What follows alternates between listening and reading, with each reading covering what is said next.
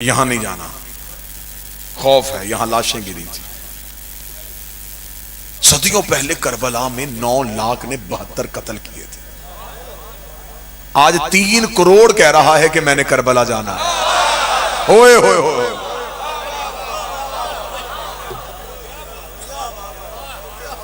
ये सदा तशरीफ फरमा है। मेरी दुआ है कि मेरा मालिक किसी भी साइल को रुके ना, जिसे हुसैन ने बुला लिया वो जरूर जाएगा।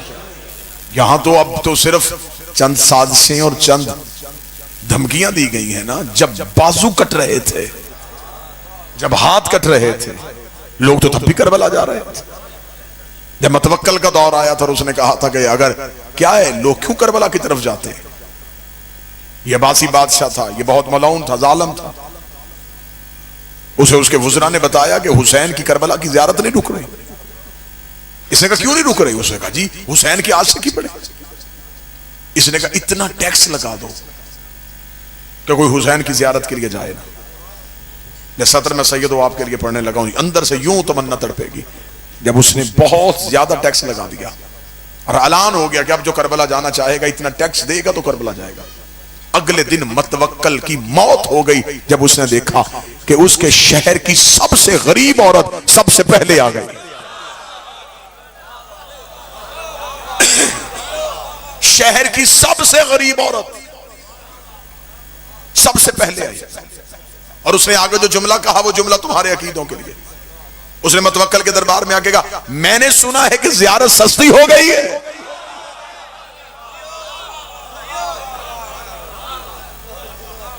उसने कहा बुढ़िया टैक्स लग गया है। उसने यूं ही जल्दी से चादर का पल्लू खोला, खोल के यूं दिनार निकाले। ये पकड़, जाऊं। यूं गिरते हुए दिनार देके मतवक्कल ने कहा तू तो बहुत ज़ईफा गरीब है, तेरा तो कमाने वाला भी कोई नहीं, कहां से लेके आई है। उसने कहा जिसने बुलाया है उसने दिए। आया रात कह के सोई थी हुसैन तेरी ज़ियारत के लिए आना है। ख्वाब में आके उसने कहा चादर उठा। जिसने बुलाया उसने दिए। पकड़, अब जाऊं। इसका रुक, अभी करबला नहीं जाना। इसने फौरन वुज़रा को बुलाया। वुज़रा को बुला के इसने कहा नहीं, टैक्स लगाने से नहीं होगा। हुसैन तो अपने नौकरों को दिरहम दिनार दे रहा है। उन्होंने कहा फिर क्या करें। उसने कहा कोई और सख्त शर्त लगाओ। क्या शर्त लगाएं।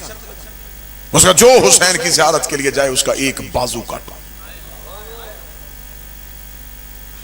बाजू कटवाएगा, करबला जाएगा। अगले दिन जब साइलों के दरबार में आने का वक्त हुआ, क्या मतवक्कल साइलों को सुनेगा तो वही बुढ़िया। अब देखिएगा, जुमला सुनिएगा, अकीदे देखिएगा। वही बुढ़िया अपना दायां हाथ सर पे रख के मतवक्कल के दरबार में। मतवक्कल ने कहा बुढ़िया अब क्यों आई है। उसने कहा मैंने सुना है ज़ियारत मुफ्त हो गई है।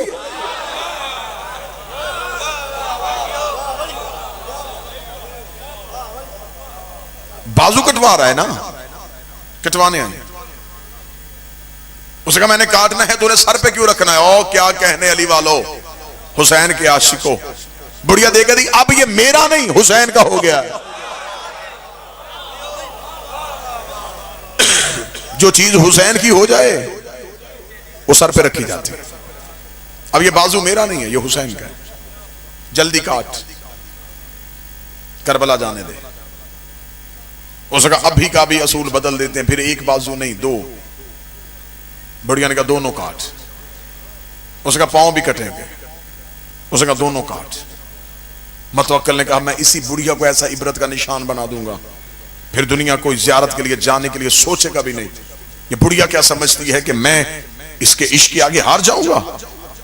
इसने कहा अभी इस बुढ़िया के बाजू भी काटते हैं, इसके पांव भी काटते हैं, फिर देखते हैं ये ज़ियारत के लिए कैसे जाएगी। मतवक्कल अपने महल के बाहर मीनार पे खड़ा हो गया। बुढ़िया के बाजू कटवाए गए। बुढ़िया के पांव कटवाए गए। खुद महल के मीनार पे खड़ा मंजर देख रहा था और उसने अपने सिपाहियों से कहा, धक्का दो बुढ़िया को दरबार से बाहर, अब मैं देखूंगा कटे हुए हाथों से, कटे हुए पांव से चलेगी कैसे, उठेगी कैसे, जाएगी कैसे। जो ही सिपाहियों ने लहू से भरी बुढ़िया को यूं दरबार से बाहर धक्का दिया। मैं तवक्कल मीनार पे देख रहा था, अभी धक्का देके अभी बुढ़िया जमीन पे गिरी नहीं, या एक घोड़े सवार आया, उसने हाथ से बुढ़िया को उठाया, अपने घोड़े के ऊपर बिठाया। बुढ़िया ने जाते जाते मतवक्कल की तरफ देखा, शुक्रिया, पहले चल के जाना था, अब वो लेने आ गए।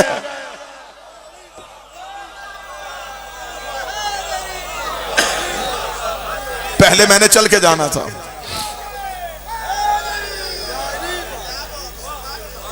मैंने चल के जाना था, अब वो लेने के लिए आ गए।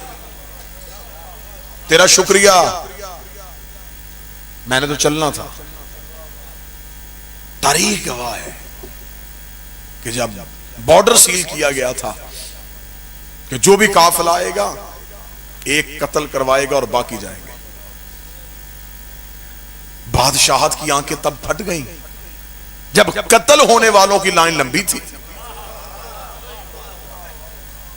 ज़ियारत पे जाने वालों की लाइन थोड़ी थी। हर कोई कहे मुझे कत्ल करो, इन्हें जाने दो, मुझे कत्ल करो, इन्हें जाने, मुझे कत्ल करो, इन्हें जाने। एक दूसरे पे सबकत ले रहे थे, नहीं नहीं तू जा, मुझे कत्ल होने दे, तू जा, मुझे कत्ल होने दे। आखिर बादशाह ने तंग आके कत्ल होने वालों से आके पूछा, उन्होंने कहा तुम्हें जिंदगी से मोहब्बत नहीं, कत्ल हो गए, इन्हें क्यों भेज रहे? उन्होंने जो जवाब दिया वो जवाब भी शिया कौम का अकीदा था। उन्होंने कहा हम इसलिए कत्ल हो रहे हैं, इन्होंने जाके हुसैन की कब्र चूमनी है, हमने कत्ल हो गए हुसैन के कदम चूमने।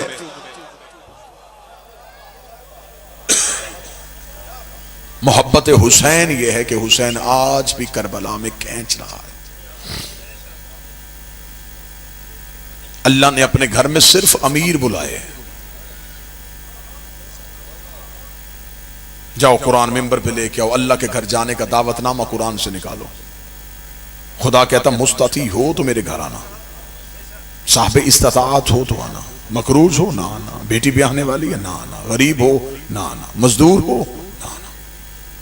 अमीर खुश खुश अल्लाह के घर की तरफ चले। उसने हमें बुला लिया, गरीब सहम गया। उसने भी मालदारों को बुलाया, तो अब गरीब कहां जाए? गरीब सहमा हुआ था। या करबला से हुसैन के करम ने अंगड़ाई ली। हुसैन ने कहा तू गरीब है, कर्जा लेके करबला वापस हुसैन करेगा।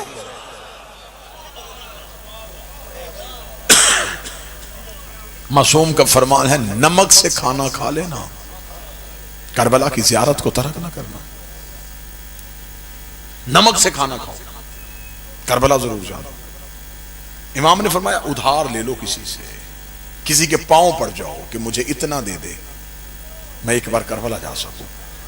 जब इमाम ने यह जुमला कहा तो सामने बैठा हुआ बंदा रो पड़ा। उसने कहा मौला वापस आके भी तो उसी ने कर्ज उतारना है ना, तो फिर वो मांगेगा कैसे? इमाम ने तड़प के कहा जो उसका कर्जा नहीं रखता वो तुम्हारा रखेगा। लेना तुमने है, वापस हुसैन ने करना है। खुदा ने कहा मेरे घर आओ अमीर, हुसैन ने कहा मेरे घर गरीब हो। खुदा ने कहा मेरे घर आओ मैं पिछले गुनाह माफ करूंगा। हुसैन ने कहा मेरे घर आओ मैं अगले गुनाह भी माफ करूंगा।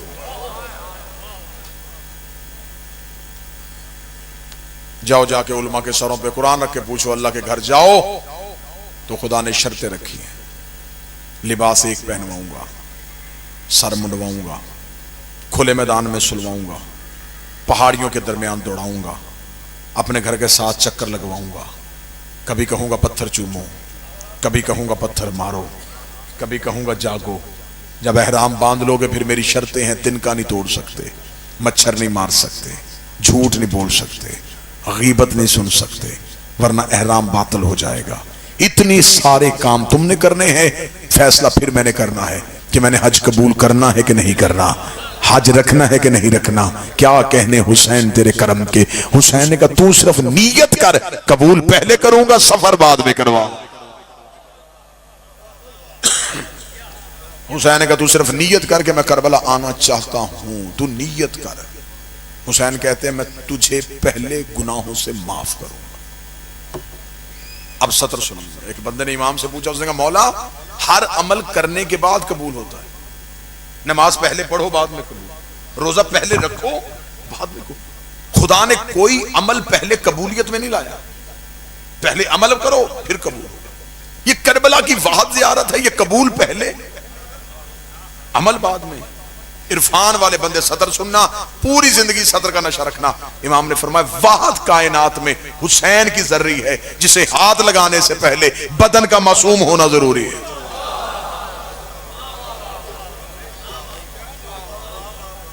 हुसैन पहले गुनाहों से धोता है, फिर अपने शहर बुलाता है। फिर हुसैन जब जर्री पे लेके जाता है तो हुसैन ऐसे कर देता है जैसे अभी मां के शिकम से बाहर आ। इसलिए कि गुनाहगार के हाथ में ताकत क्या कि वो हुसैन की जर्री पे हाथ डाल ले। मौला हुसैन कहते कि हम पहले उसे गुनाहों से साफ कर देते हैं। ईरान का रहने वाला शख्स था, ज़ियारात की किताबों में यह वाकया आम मिलता है। ईरान का रहने वाला शख्स था, इतना करबला आया, इतना करबला आया कि फिर उसका करबला के बाद दिल ना लगा। ईरान से अपना सारा कुछ बेच के करबला ही आ गया। करबला शहर में सुकूनत इख्तियार कर ली और वहीं पे एक दुकान बना ली। एक दिन कुछ मेहमान मिलने के लिए आए तो उसने मेहमान दुकान पे बिठाए, मुलाजिम को उठाया, उठा के कहा कैसे कर, गोश्त ले घर जा, सौजा को बता के मेरे साथ चंद मेहमान आएंगे, वो घर खाना खाएंगे। मुलाजिम ने गोश्त लिया और गोश्त लेके वो चला गया। शाम को जब घर पहुंचे तो घर पहुंच के उसने बीवी से पूछा खाना तैयार है? उसने कहा नहीं। क्यों? उसने कहा कहां से आज तूने गोश्त लेके भेजा? वो गोश्त तो गल ही नहीं रहा। जब इसने देखा कि बर्तन में वैसे ही गोश्त वैसे का वैसे पड़ा, वैसे ही उठाया और चल पड़ा। दुकानदार से जाके कहने लगा करबला में गलत सौदा बेच रहा है, तुझे डर नहीं लग रहा हुसैन इब्ने अली से? क्यों? उसने कहा मेरे मेहमान आए थे, तूने तौहीन करवा दी मेरी। जो गोश्त में तुझसे लेके क्या क्या, वो किस चीज का गोश्त था? बासी था, अभी तक तो वो गोश्त पका ही नहीं।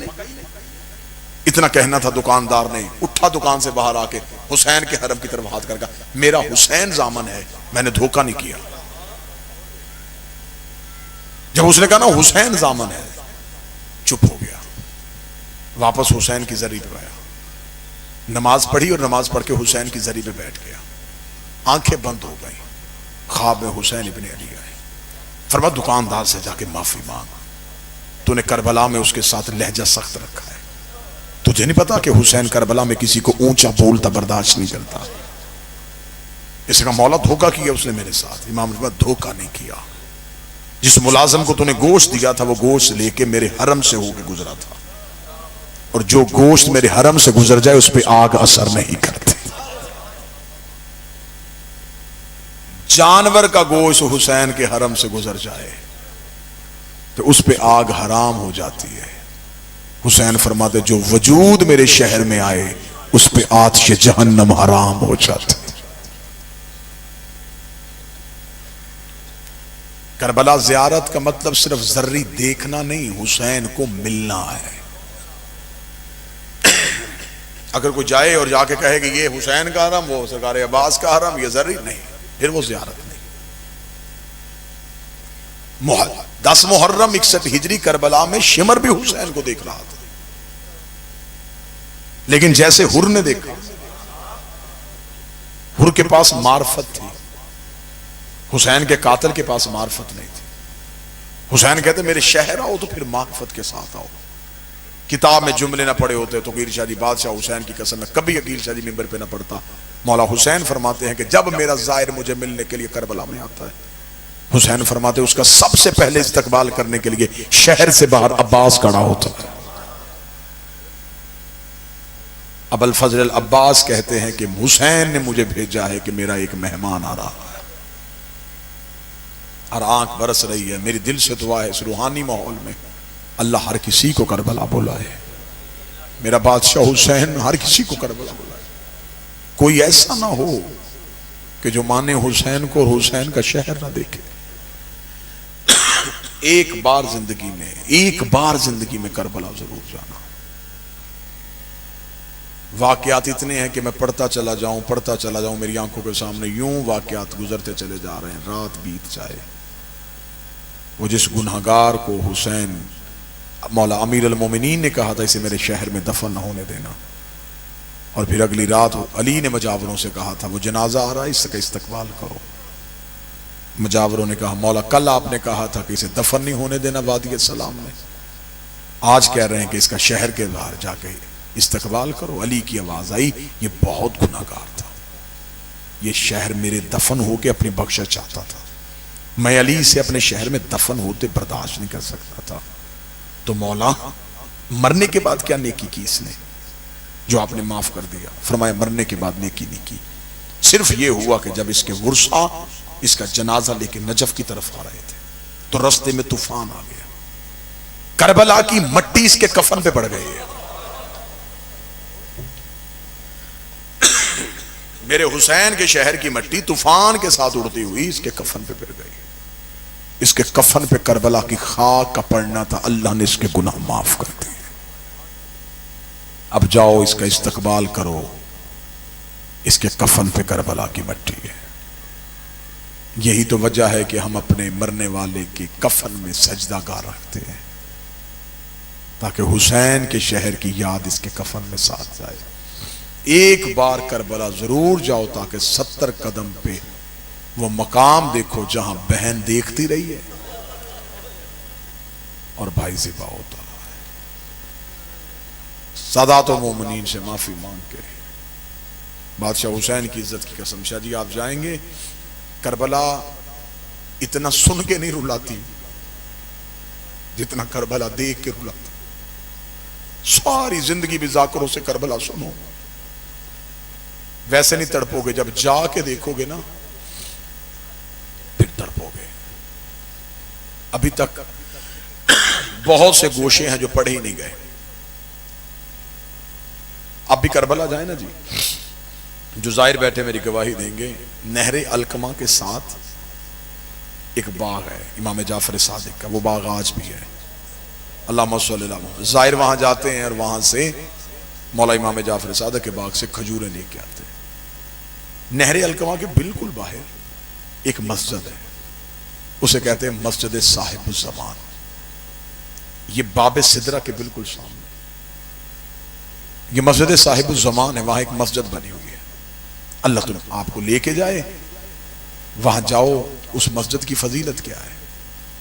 उसकी फजीलत में लिखा है कि जब भी मेरा 12वां करबला आता है हर शब जुमा, तो मौला इमाम ज़मा इस मस्जिद में पहले आते हैं, यहां 2 रकत नमाज पढ़ के यहां से नंगे पांव नंगे सर फिर अपने जद हुसैन की जियारत के लिए जाते हैं।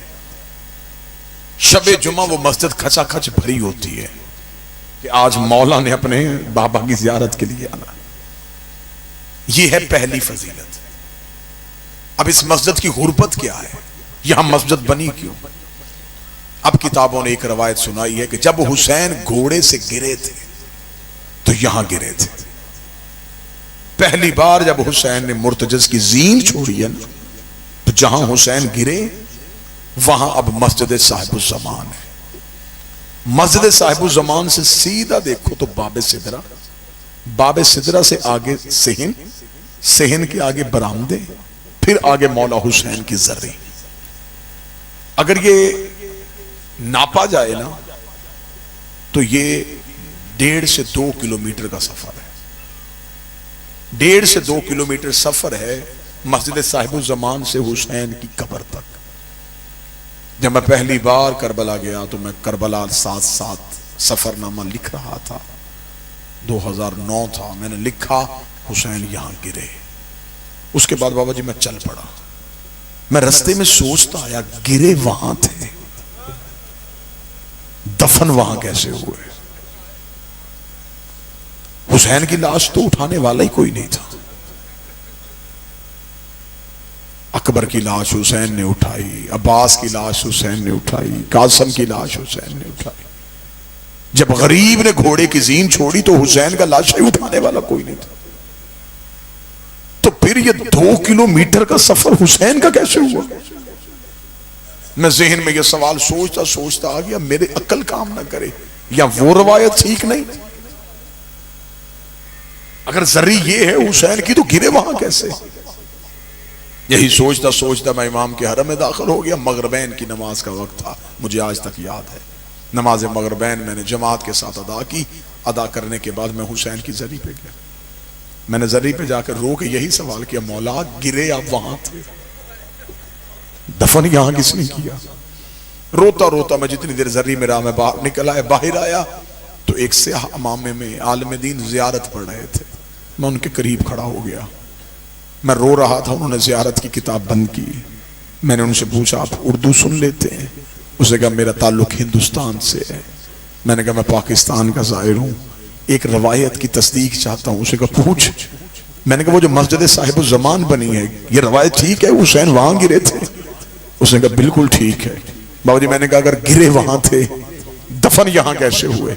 ये मिंबर है, शाम का वक्त है, मुझे हुसैन की कसम, उस आलिम दीन के यूं विरासत आंसू दाढ़ी में है। उसने इमामा उतारा, मेरा हाथ पकड़ा, बिल्कुल हुसैन की जरी के सामने जाकर कहा, मुझे कब्र हुसैन की कसम है, पूछ तूने लिया है तो मैं बता देता हूं, हुसैन गिरे वहां थे। यहां तक हुसैन चल के नहीं आया, शेमर ने हुसैन की जुल्फों पे हाथ डाला। हुसैन को लेके आया हुसैन की बहन के खैमे के सामने। इसने ऊंची आवाज से कहा, इसकी बहन का खैमा कहां? जहां डीला ज़ैनबिया है, यहां से ज़ैनब उठी, आवाज आई, जुल्फों से हाथ निकाल। जिन जुल्फों में